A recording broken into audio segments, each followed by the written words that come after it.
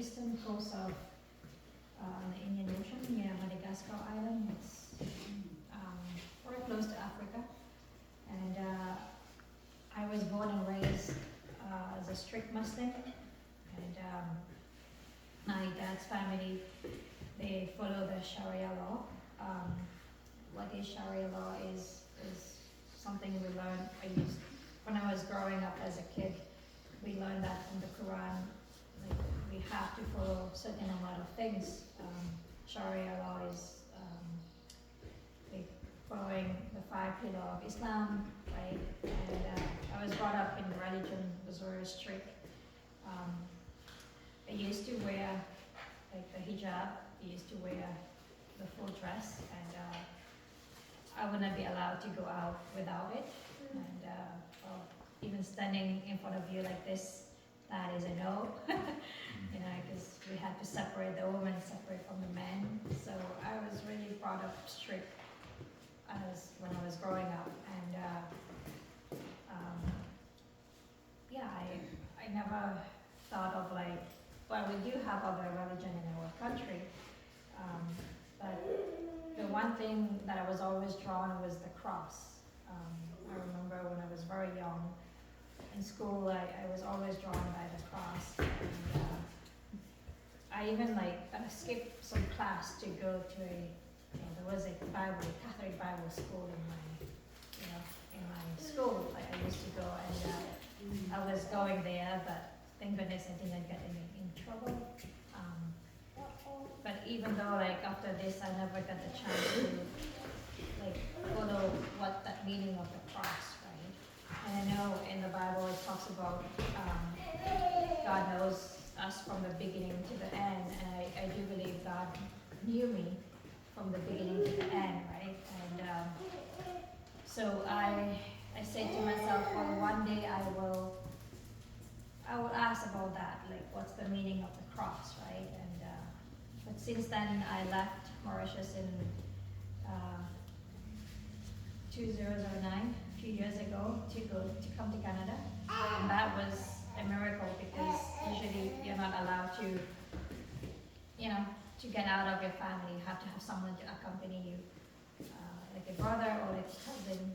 But I think it was God's will that in the application form that nobody noticed, because usually when you do like a student visa, they say who will accompany you or something, but I just left that blank. So that was a great prayer, like an answer to prayer, because I remember my aunt shouted at me, my life has been really challenging, right? Like she would, my aunt, my dad's family would always control me. Yeah, I faced some physical abuse as well. Went through a lot of trauma, but that day, that moment, I remember that, that was my freedom. I'm going alone, right? So, but I did, because what I was facing and what I was going through, and I did say to myself, I'll never come back to the country. But I think God knows and had that plan. And that was probably in rebellion to say that, but I think there was a purpose for that. Coming to Canada was a huge shock for me, because I don't know what is snow, what is cold. We don't have that in my country. We have summer and winter, that's all we have. Winter is like the lowest temperature would be 12, but it's still warm, I didn't know what was snow, and I didn't even prepare for that, right? And but I came as a student at Thompson Rivers University in Kamloops. I was planning to do Bachelor of Science, but I didn't graduate because I just realized that my parents wanted me to do what they want, right? And but eventually, even at university, I remember I was very active as well in the Western community, and they do respect me there. But I remember as I was going through the years in my university years, that I had some deep questions, and I was always drawn by the cross again. And I was able to go with some of my friends to some churches, but it was not the right church. It was a Catholic church. But although it was there, the opportunity was there, right? And I said, oh, we're open to go to churches because that's that's I like, right? And I remember I was living with roommates, and we always had that talk. Like we always like there's two Christian roommates, and I'm the only Muslim in that dome, right? And they would one night sometimes we have supper together and we'll talk, right? And they would always ask me this question. So, why do you guys don't recognize Jesus as Son of God? And I had no idea.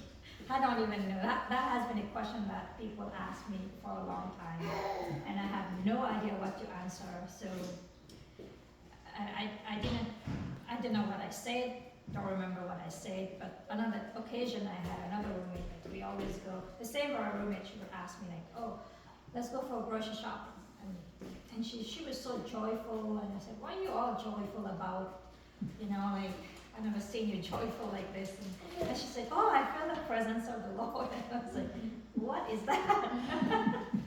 And, you know, and she said, and I said, explain. We were walking to Superstore, and she said, oh, don't you know that you feel joy? It's like when you talk to God. And that started questioning me a lot, right? Like, I never felt that. I never felt that peace in my life. I never felt even the love of God. So what is she talking all about? What she like mumbling all about, right? So and then because I didn't want to be rude, so I lied to her and I said, I think yes. But I was a lie. So that the same very night I came home, and I do remember the same very time I could not focus on my studies. I was falling into depression too, like, and I was questioning why am I doing all this? Who am I going to be pleasing, right? And I went and I opened the, Muslims have the Quran. I opened the whole book. Did not make sense to me. I tried everything. I asked a lot of questions. And by anger, I just tossed those away, and I asked this deep question to God: if God, you're really real, then show yourself to me. You know, the cross that you have been always showing. Show yourself to me, right?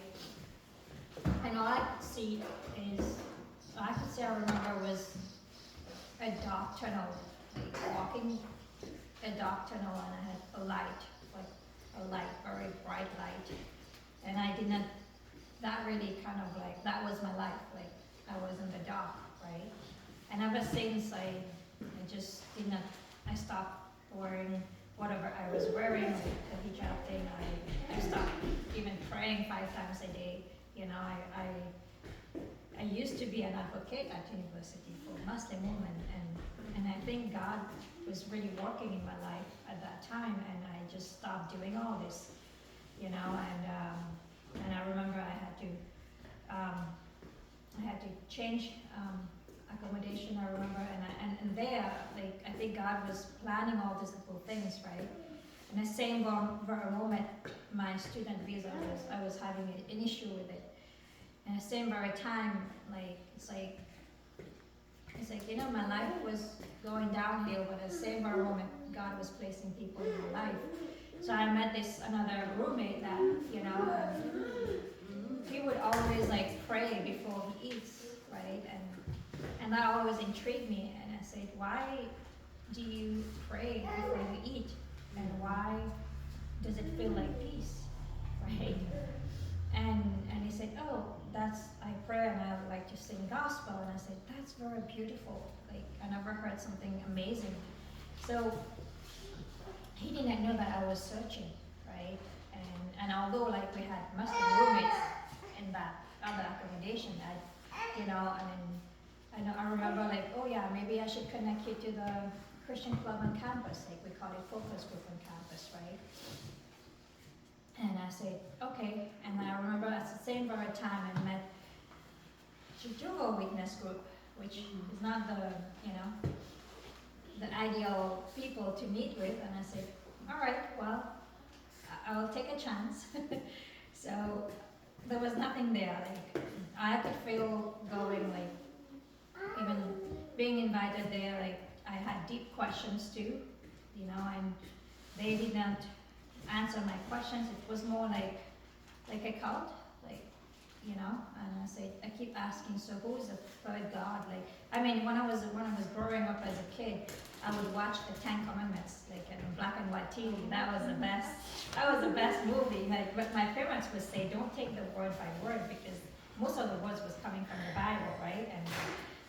And I say, well, it looks a good movie to me, right? But I learned a lot from that movie, right? So, and I remember, you know, I do know some few things from the Bible when I was young as well.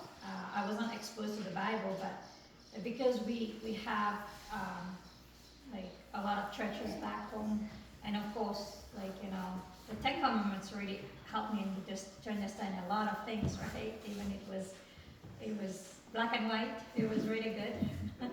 And yeah, and I say to these people, Jehovah's Witness people, so who is your third God? If Jesus is doing all the miracles, so who is that other God of yours? Like, why don't you recognize Jesus as the Son of God, right? They didn't have an answer for me. And eventually, at the same very time, I had a friend, like, she goes to the mosque, but her husband is a Christian, apparently, and they invited me for supper one time, and I started asking him those questions. And I remember the first very time I met this family, that they were trying to convert me, not trying to convert, they were trying to tell me, like, to kind of push me away from Islam, right? Because I was so deep into Islam when I was still at university. But I remember the same very family, the same very couple was telling me about Jesus, right? And I mean, her son, my friend's son, they're all good Christian, and they would say, why are you wearing this thing in your head? Like, you know, you're in Canada, you should, all these things. They're literally trying to convert me, which I don't blame them, right? But that made an impact in my life. And the second time when I went to their place for supper, I start asking questions to the husband. And I know, like, he goes to church, he's very involved in church and everything. And I told him about this Jehovah, and he warned me about that, you know, and he said, you're really searching for the truth. You really have deep questions. And he gave me a Bible. He said, do you have a Bible? I said, yeah, I do have like an NIV version, but sometimes we miss a lot of NIV, right? And he gave me another Bible. And I said, oh, I'm so happy to get a Bible, a real Bible, right? Because the Jehovah's Witness Bible doesn't make sense or anything else. So I throw it away because, you know, you don't want to be in a religious, I just come out from a religious background, so I don't want to go on another religious background, right? So I didn't feel comfortable. So yeah, and I do remember I was going to focus group on camp. Well, it wasn't on campus, but it was at a Calvary church.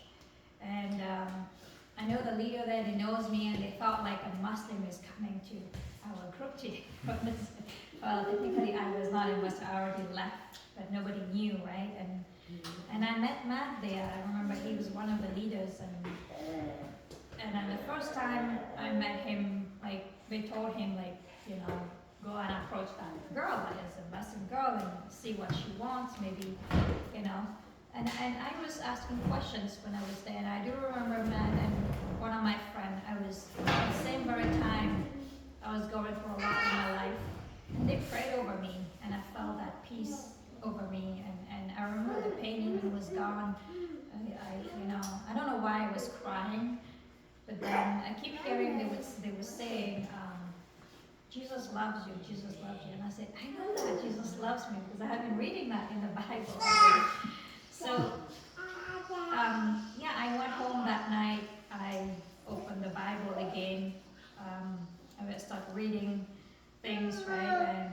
And I remember the same very couple that invited me for at the house for supper. They invited me at a women's conference, and like, you know, my life was really going downhill. But at the same time, God made these appointments for me, you know. And I went there, and I felt presence of the Lord there. I really liked the church. Even I was in Kamloops, and I was I was thinking, I had been thinking to give my life to Christ for like since past few weeks, right? But I needed confirmation from the Lord, right?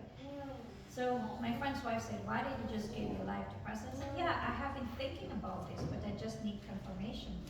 So they prayed over me, so I didn't feel like I made that 100% decision that time, but when I went home and I said, yeah, I want to give my life to Christ, because there must be a real God out there. Like, he must be real, right?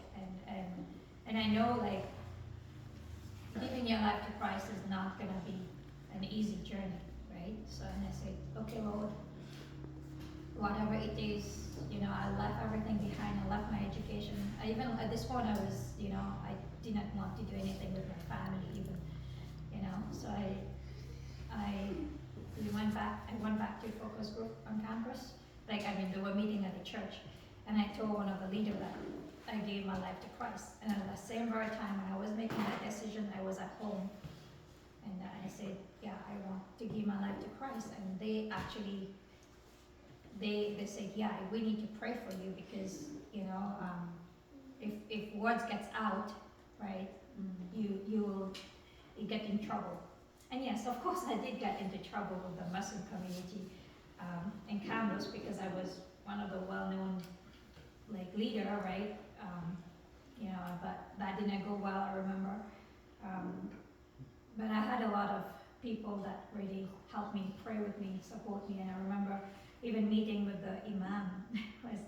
It was not a fun thing, it wasn't a fun idea to do it, but I met at a neutral place. I met him at Tim Hortons, but my friends was with me, one of the leaders was with me, and they really prayed, and they helped me. But I remember it didn't go well, and we kind of parted in a different way, right? And it was very hurting, but I was encouraged to just keep going in the Lord, right? And this is not going to be an easy journey for me, right?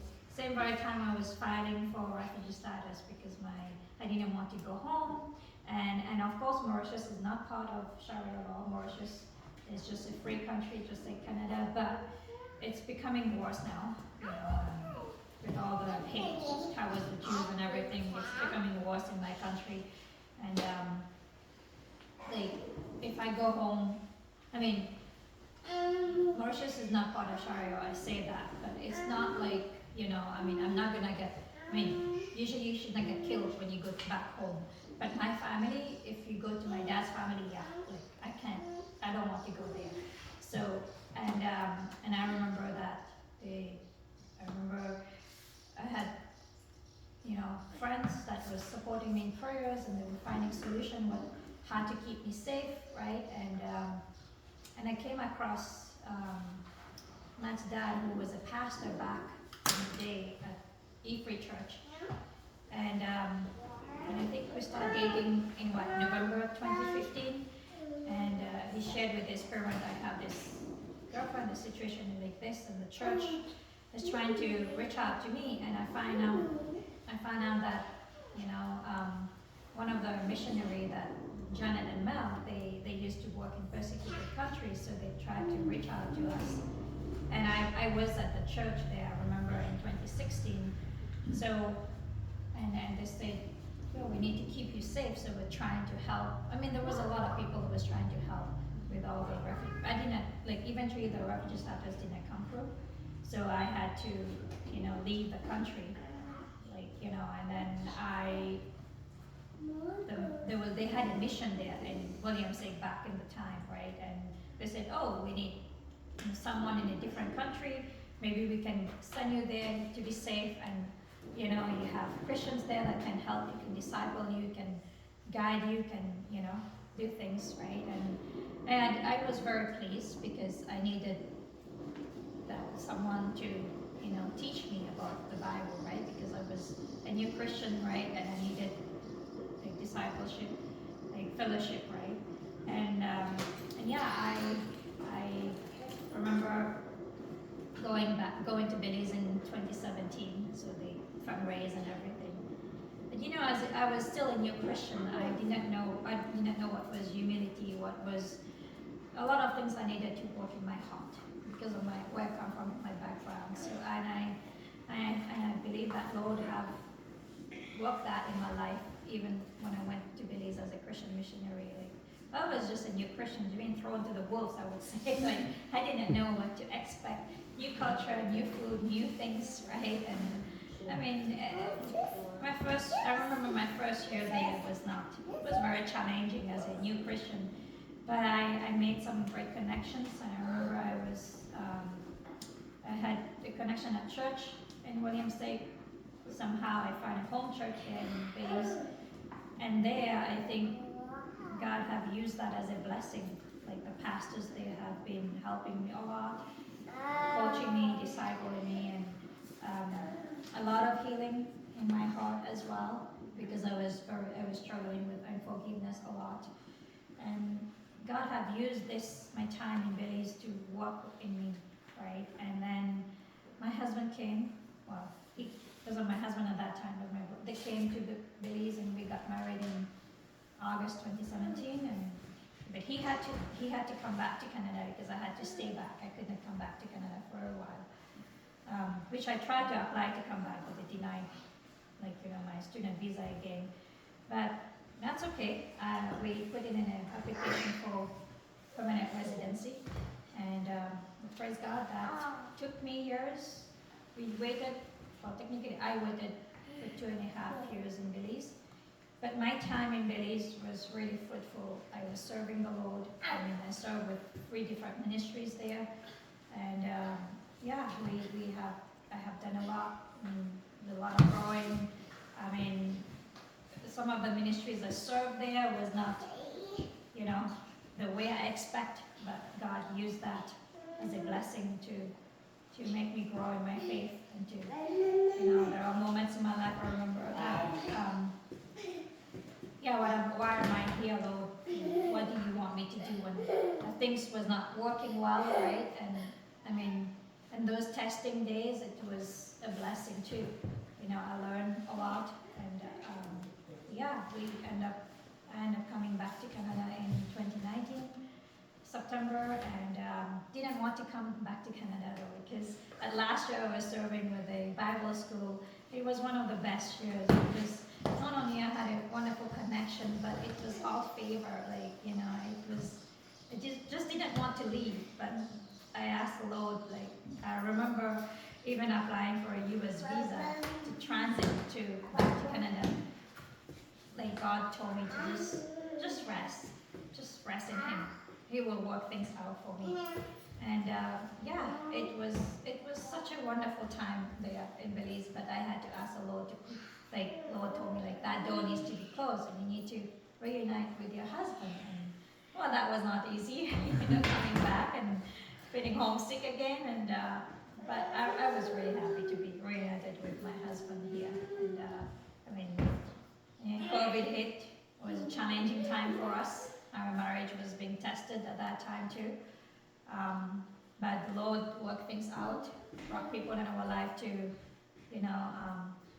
to pray with us, and to deliver us too,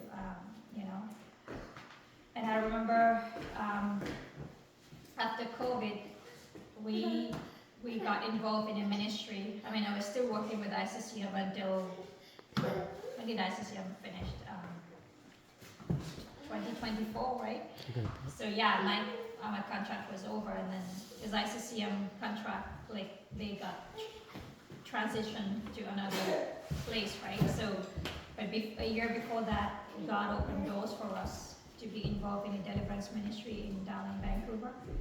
And at that time, I remember we were going through a lot of trainings, but one thing I remember, that there was deeper things in my heart that I needed to work with, some trauma from my past, a lot of things, right? Because I come from a different background, and through this ministry, I have got a lot of deliverance, and me and my husband, we are part of this ministry as associate pastors, but please don't call us pastors, okay? We're still learning, and we do pretty much a service like that when we hold our meetings, and one of the pastors that comes from the U.S. and he preach and everything, and then we do pray with people.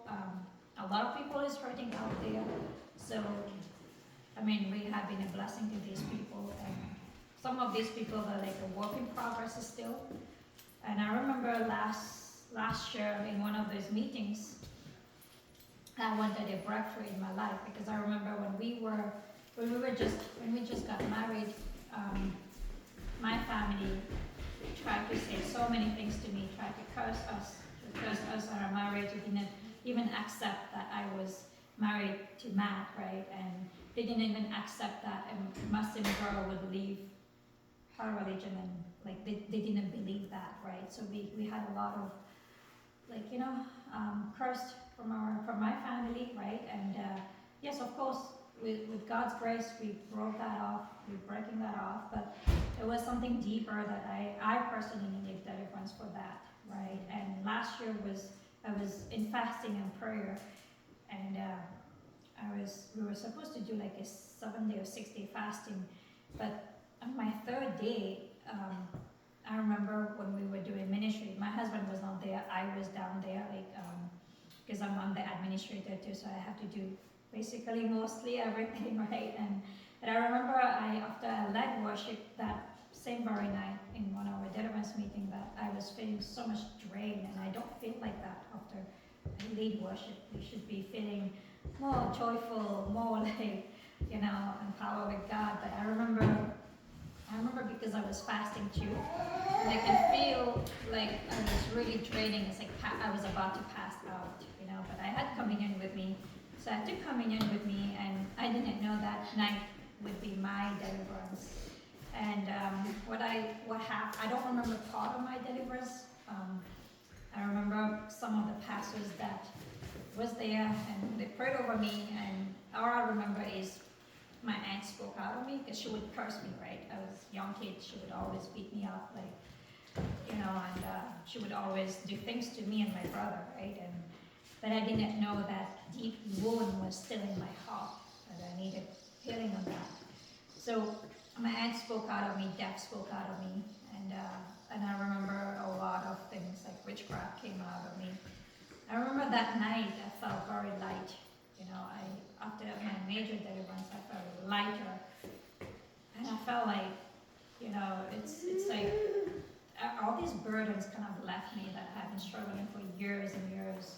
So that was really wonderful. I felt really lighter, and ever since my deliverance, I could minister better, which is supposed to, right? And but I do remember that same very night when we were, because God in the Bible talks about Jesus heals the broken heart, and we were doing a general prayer with people like that. And the same very night, the same very meeting, there was ex-Muslims too in the same very room. And as I was getting deliverance, they were triggered too. So they were getting deliverance at the same very time. So see, in Islam, a lot of things going on. Again, I don't hate the Muslims, because I'm the first generation in my family that become a Christian, and I'm glad I rebelled technically to come out there, because it was such an awful place to be with. You don't feel peace, you don't feel the love of God. All you feel is you have to do everything to please your parents, right? And I do remember I had that conversation with my mom as well. I'm still talking to her, but I have to pray a lot before I talk to her. And she did open my eyes to a few things, and she did told me you should know that you are being controlled by your aunt. And I said, I didn't realize that until, at a certain age, right? And all these things, that night that I got my deliverance, everything left, and now I am able to forgive freely. If someone says something, even if someone in my family, even if my brother said something bad to me or cursed me or whatever, I'm easy to forgive, because before I was really struggling with that, right? And I'm not saying Muslims are bad. They are wonderful people, right? It's just that they are lost. They don't know what they're doing, and they are just focused in one thing, right? Even I remember bringing a lot of Quranic verses to Muslims, and I said, how come you don't like Jesus? Because the Quran even talks about, supposing Allah created the angel and Torah and Bible, right? something like that. I remember I heard that and I read that in the Quran, and they would deny it. Like Muslims these days, they deny things, right? I mean, a lot of things is misleading in the book, right? And I will not encourage anybody to read that book, right? So, because when I read the Bible today, and then I remember a few verses, it's like they're copying, right? And they twisted it around. Like it's full of hate, right? That's what I grew up with. I grew up full of hate. I was taught to hate my neighbors, right? And I remember like, I'm a person that I like to make friends with everybody, and at school, my parents would tell me, no, these friends you have to keep as enemies. You can't keep them close to you, right? So a lot of hate, like, right now, as you see what's going on in the world, like even hating the Jews, like, I remember my parents would teach me to hate those people, like, hate the Jews, hate Israel, right? And I grew up with that, right? So, and I used to hate the Jews before, right? But thank goodness, God is great. God worked things in my heart. It was not easy to accept the Lord, but God did, because I would be a person where, like, if you're telling me something, you have to tell me the truth, and then I will follow the truth, right? But if it doesn't make sense, then yeah, I will reject that, right? And yeah, it happened, I mean, one thing is that I remember one of the verse in John 8, verse 12 is like, we are the light of the world, right? And I am the light of the world. Whoever follows me will never walk in darkness, but will have the light of life. So yeah, we carry God's light. We carry Jesus' light. So be a light to others. And Romans 12 verse 21. Be not overcome of evil, but overcome evil with good. And I remember that's a verse I like to share with everybody when I like to share my testimony. Is when I was young, if someone do wrong to me, I was taught to reply back in revenge. It's like slap the other person. And that's what I was taught, and that's what all these angers, like unforgiveness, like and that's how I grew up. But compared in the Bible is different, right? You don't return the person evil, you forgive them, you love them, right? And that has been the hardest thing for me to do. I remember even being in Belize, forgiveness was the hardest thing. I remember there was time my pastor went through like some deep, we call it listening prayers, like it's like a Zozo prayers, like forgiveness, like repentance and all these things. She did that with me, I remember. But even forgiving didn't have any effect on me. And I still were harboring unforgiveness deep down my heart. And if it was not for the Deliverance ministry, if it was only for Jesus first, right? I mean, today I would not be here. Like, I would still be bitter, I would still be angry person, right? And I am very glad that night that I got my deliverance, God took everything, and God even took my broken heart. And I remember that very night I saw a vision of Jesus. Like when you were doing communion, most churches don't say to just focus. Some people don't say when you take the body, just imagine what Jesus had done for us on the cross, how he took the beating. And every time I take communion, I take the bread, that's a deep meaning for us.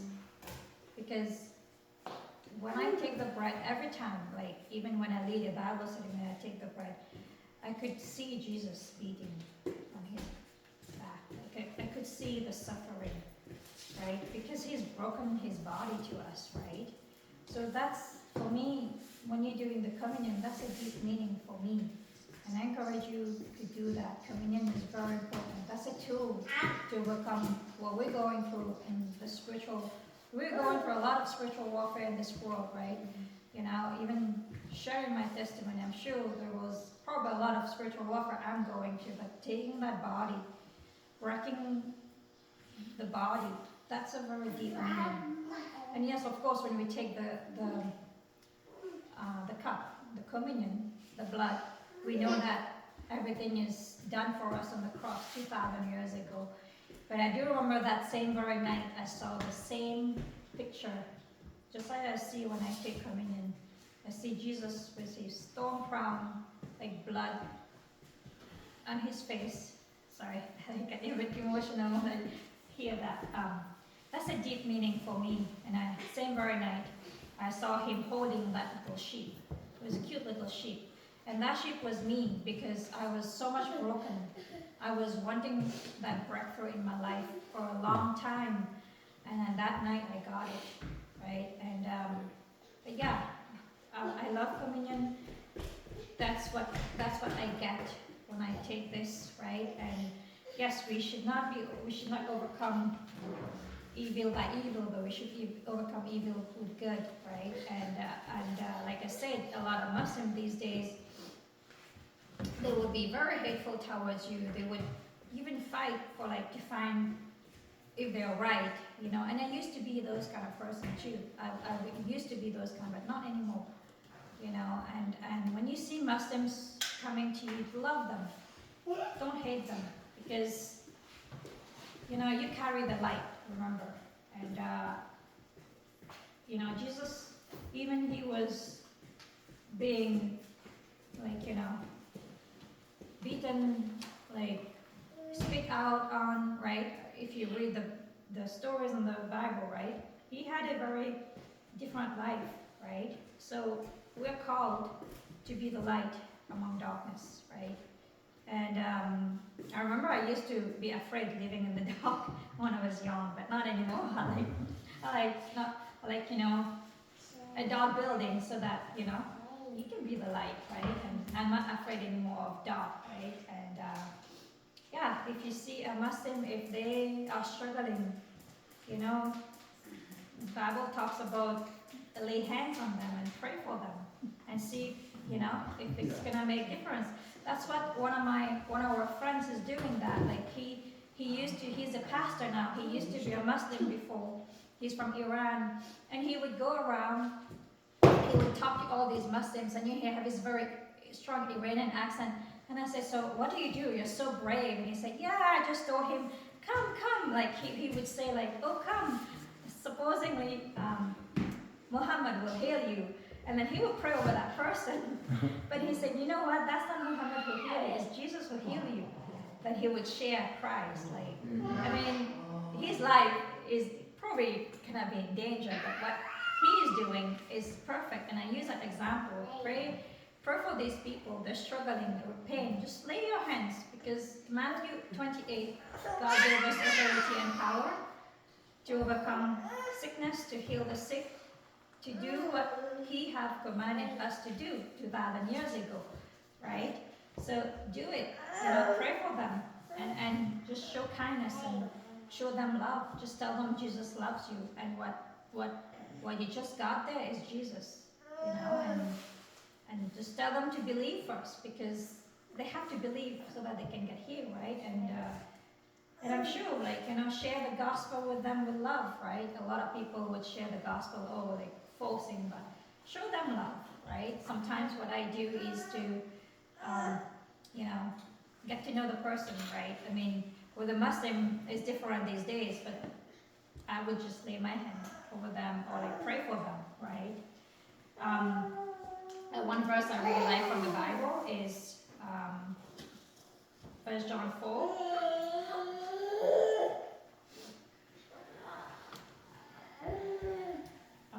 Greater is he that lives in us, greater is he who lives in you, is greater than he who is in the world. So that verse really encouraged me a lot, because God is greater, right? In everything you do, right? And one thing I would say also is never deny God. Never deny the Son of God, because this is what you're gonna get through with your life these days. If it was not for Jesus, I would not be here, right? So sadly, there are a lot of people that deny Jesus these days.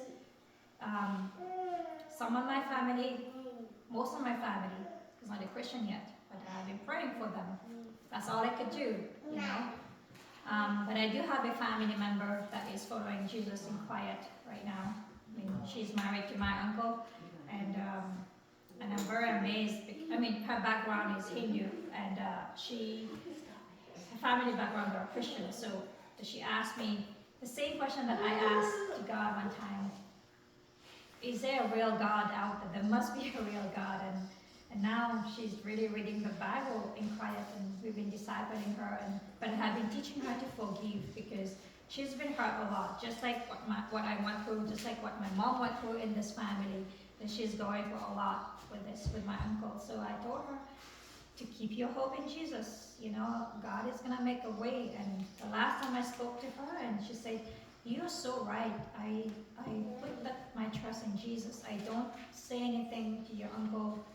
And I think Jesus is really working things for her. Like, you know, it's not easy to live in a Muslim world these days, right? And like I said, you know, we should not be hateful, right? And I know there are Christians out there, they're still hurting, they're still hateful, even against the Jews, but, you know, love them and keep sharing the word of God. Like, even if you don't have Muslims, we have a lot of people in our community here, right? That needs the love of God, that are hurting, that needs Jesus in their life. So, yeah.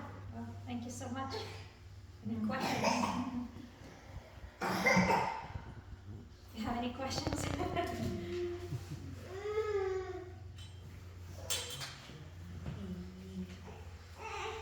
I have a Muslim shipmate that I don't understand well because of my bad hearing, but he talks about in a time of significant crisis, and it was a thing at sea, that he asked Jesus for help, and Jesus got him through. In feeling that way, is he stepping way out of the Quran, or is that something that his Muslim faith, you know, he observes their fast and whatnot, you know, he's somewhat devout. Is he stepping way out of that, or is that something inside of his Muslim faith? Or was he really reaching out of that to call on Jesus? I didn't quite understand. Can someone explain to me? You said he called on Jesus, is that what he did? Yeah. So when he was really, things didn't look like he had any hope, he said he called on Jesus. He looked at Jesus in that, and he feels that Jesus pulled him through. And I know Jesus is mentioned in the Quran, but I'm just trying to get a handle on where Masood is, and we don't talk smoothly together, and he's on the bridge and I'm in the engine control space. We don't spend a lot of time together, but when we do, he'll tell me that, and because he knows I'm a devout follower of Jesus, he kind of almost treats me like a bit of a brother. Well, the Isa in the Quran, Isa is an Arabic word for Jesus. And in Arab countries, Christians, Arabs, that they're gonna say Isa, because that's how they're gonna, because that's an Arabic word, right? Yeshua is Hebrew, right? We know Jesus, Yeshua is in Hebrew language.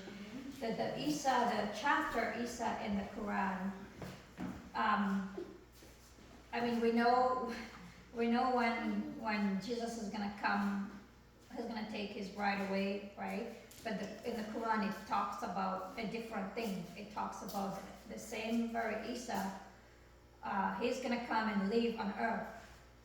So let's not be deceived with the Quran and the Bible, right? So yeah, whatever he say to you, like kind of a brother thing, just just tell him the real thing from the Bible, right? Because right now, is he a Christian? He's not. You shared with him Christ, right? Mm-hmm. And has he given his life to Christ yet? I think he's asking as well, if he called on Jesus, does that mean he's breaking the Quran already? What would you say? Well, like a lot of Muslims will say don't believe the Jesus in the Bible, right? So if he called on Jesus, he called on to God, right? But just let him know that the Isa, what Muslims is teaching, is wrong, right? I mean, I don't really trust the Quran and the chapter of Isa. I don't really trust. I mean, you know, a lot of Muslims say Jesus cannot be the Son of God, right? So, and they will argue with you. So yeah, I will not tell him to trust the Isa in the Quran, right? But yeah, I would be very careful on that. Just tell him to call on Jesus, you know. And if he called on Jesus, the Isa from the Bible, right? Because I think he's Arabic, so he's trying to relate to this word. Tell him to call on Jesus from the Bible, not from the Quran. And yeah, if he called on Jesus, technically yes, he goes against the Quran, right? So yeah, so have in love with him, encourage him, you know, and share good things, right? Share testimonies with him. There's a lot of testimonies online about Muslims coming to Christ, right? And I haven't started, like a lot of Muslims that comes to Christ, they see visions right away. I didn't see that. You know, a lot of people's testimony is very different. I receive, I think God had to work a lot in my heart first, right? And I remember I didn't receive vision. I didn't get any visions and dreams until 2018, right? That year. And I remember I asked the Lord, so I want to see things from you, Lord. I want to see visions. Because I prayed to show Muslims visions and dreams about you, but I myself I didn't receive that at that time. And Bible say if we ask him, we shall receive from him, right? So and I think it's everybody else's testimony is unique, right? My testimony is unique, everyone else's testimony is unique. And a lot of Muslims that they do see dreams about Jesus, right? I haven't got that at all. But I was drawn by the cross.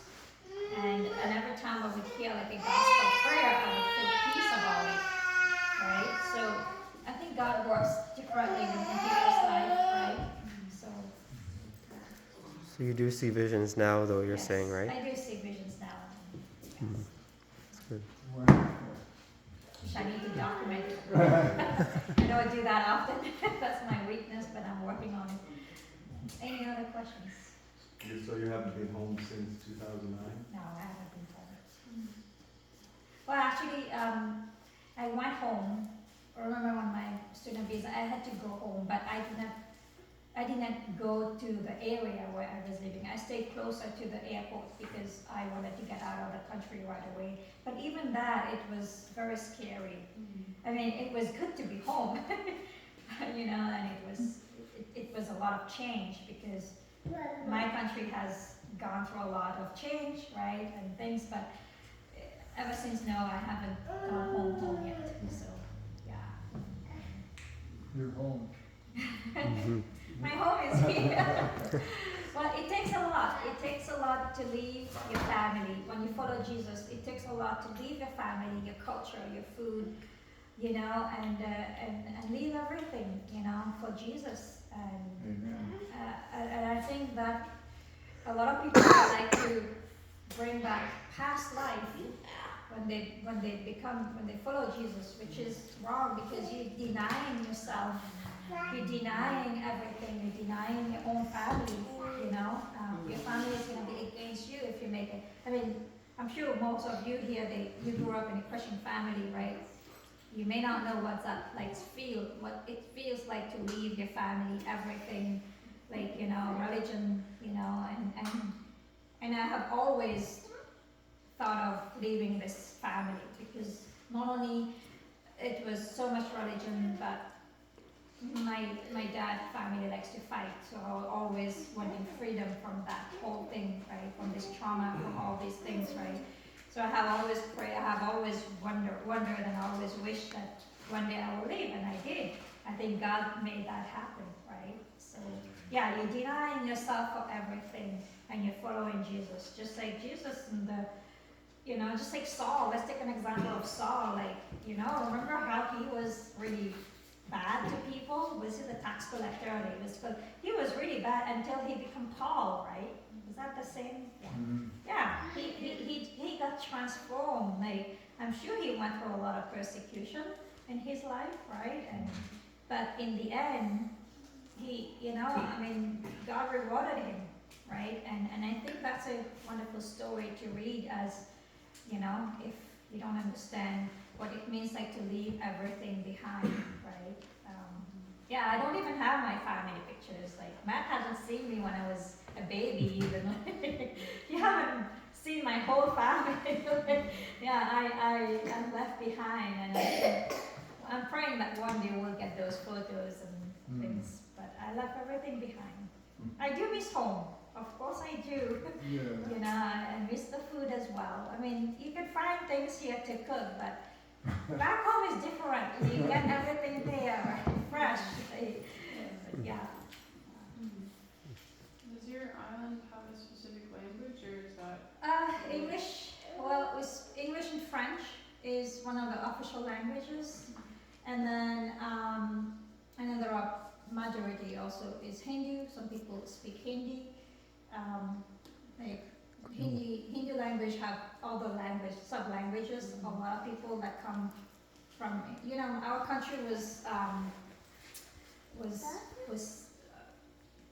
brought the white people brought slaves to our country, right? So we brought, I don't know, on top of that, they had a lot of indentured laborers coming from China, India, and Pakistan, right? So I don't know what's my background yet, but yeah, a lot of people speak. There are Chinese in my country that speak Chinese.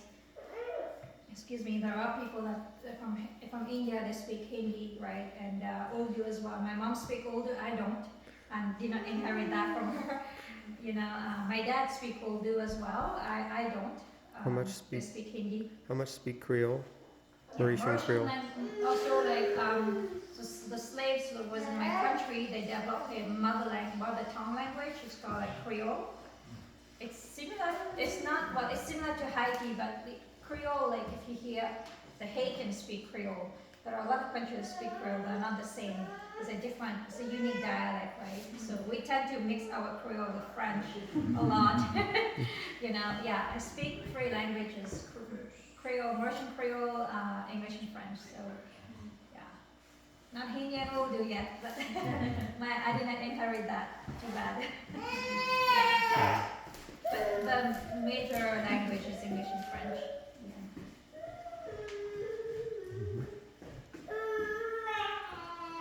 But you can Google my country, you can hear that, you can learn about the history.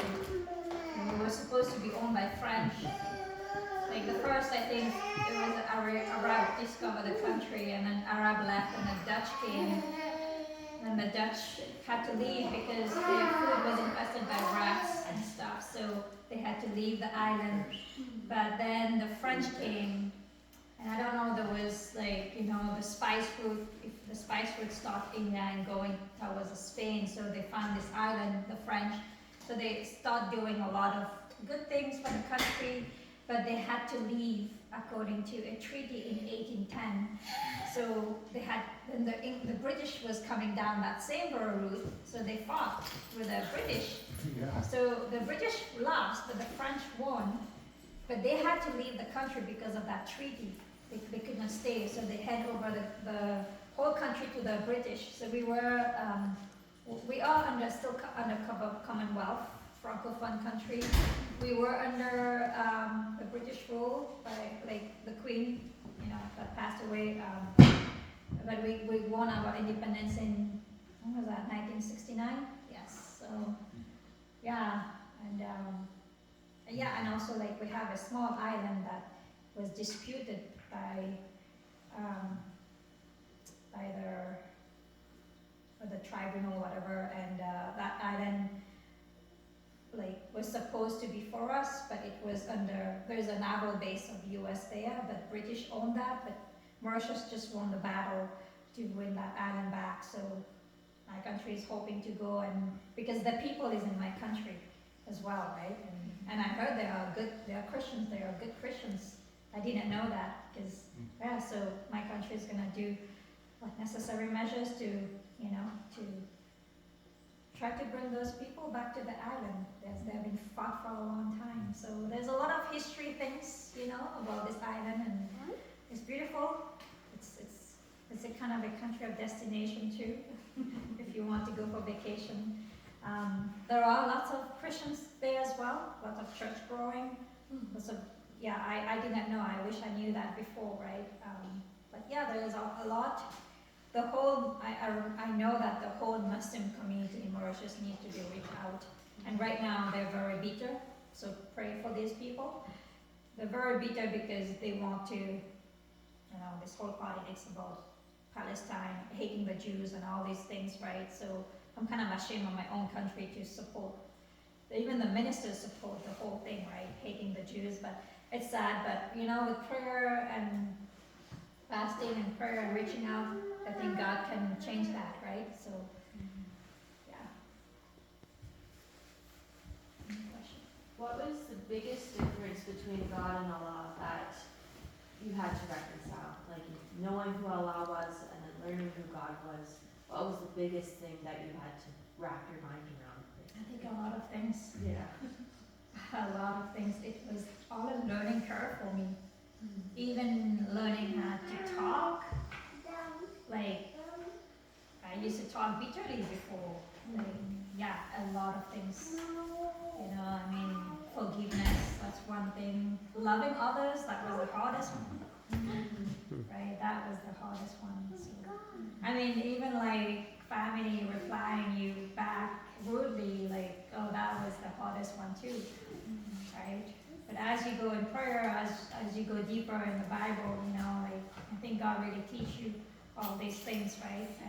And I do remember when I was a missionary in Belize, they would ask me to go and read Proverbs because my heart was so bitter. I didn't want to do that.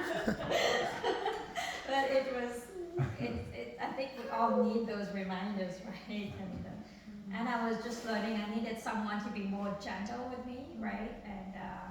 And I remember when even staying with the person I was in Belize, like, it's like everything would come back. Flashback will come back. So I needed someone to be more gentle with me. But yeah, now I read Psalms, it's like a song in our house. We just leave the Bible going on and on, right? So, but yeah, no, a lot of things. So I think Jesus have changed me, the way I talk to people, the way I react to people. Because in Islam, what we were taught in the Quran was all hate. You know, like all these killings and all these things, right? It's just awful. You know, I mean, we talk bitterly, you know, and things like that, right? It's just so awful, you know. But we'll never encourage anyone to go and explore that religion, right? So,